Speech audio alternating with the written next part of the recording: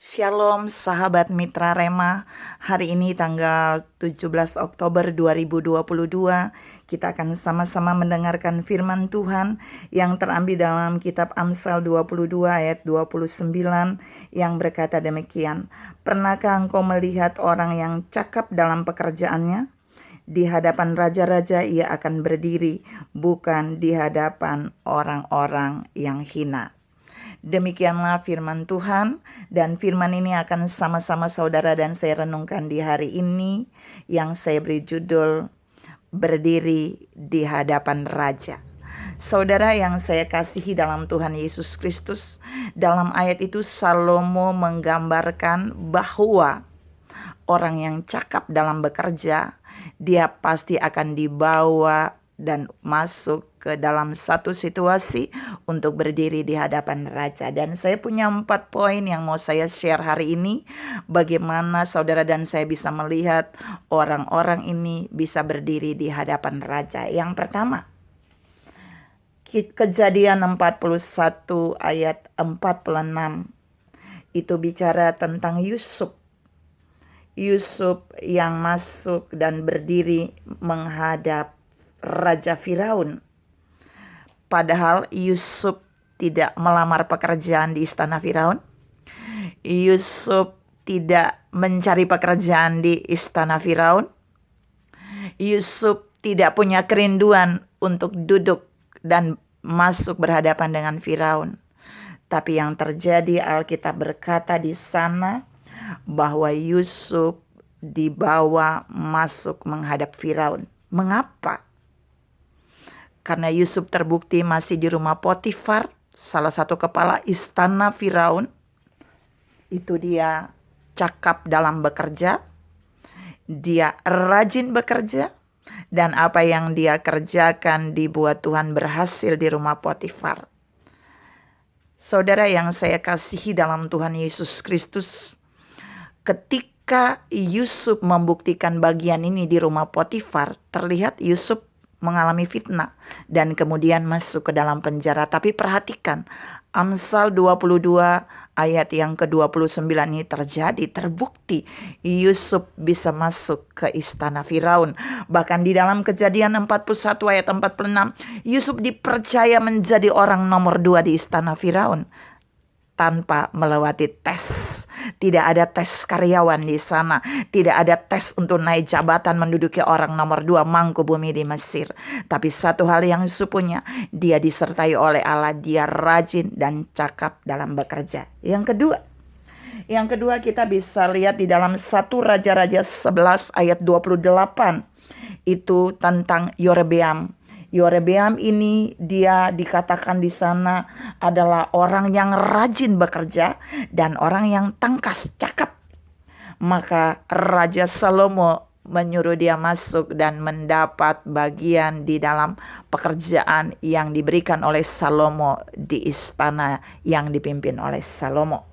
Saudara yang saya kasihi dalam Tuhan Yesus Kristus, waktu saudara dan saya memiliki kecakapan dan rajin dalam bekerja, kita akan dilirik oleh pemimpin-pemimpin yang memiliki urapan raja. Pemimpin-pemimpin yang dipakai Allah dengan luar biasa, sehingga kita akan masuk menghadap kepada raja-raja. Yang ketiga dalam 1 Samuel 16 ayat 17 dan 18 tentang Daud. Daud itu dia hanya bekerja mengembalakan kambing domba, 2-3 kambing domba ayahnya di padang.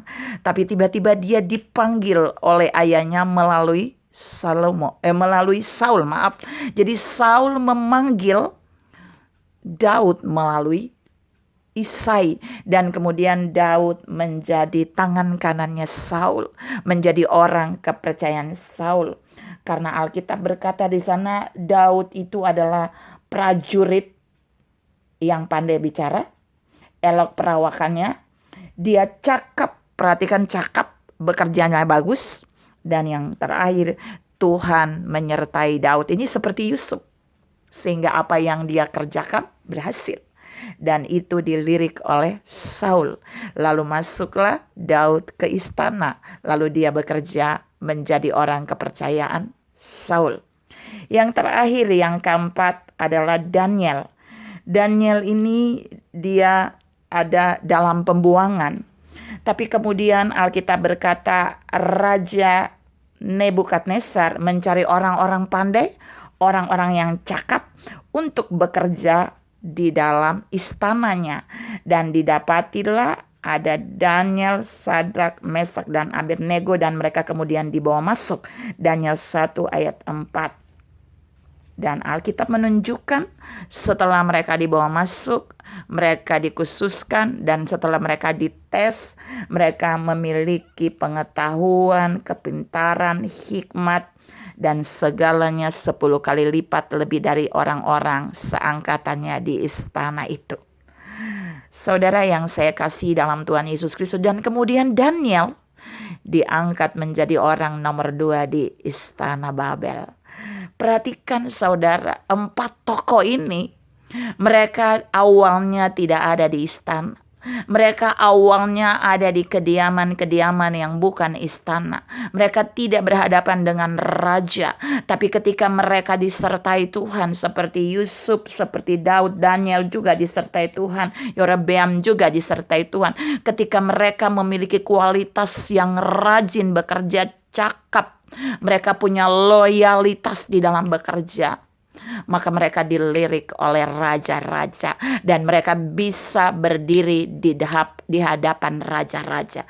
Tuhan mau katakan buat saudara dan saya bahwa ketika saudara dan saya bekerja dengan baik, melayani dengan baik, melakukan tugas pekerjaan yang Tuhan percayakan bagi kita dalam setiap bagian, di setiap tempat, maka Allah akan membawa kita masuk berdiri di hadapan raja-raja.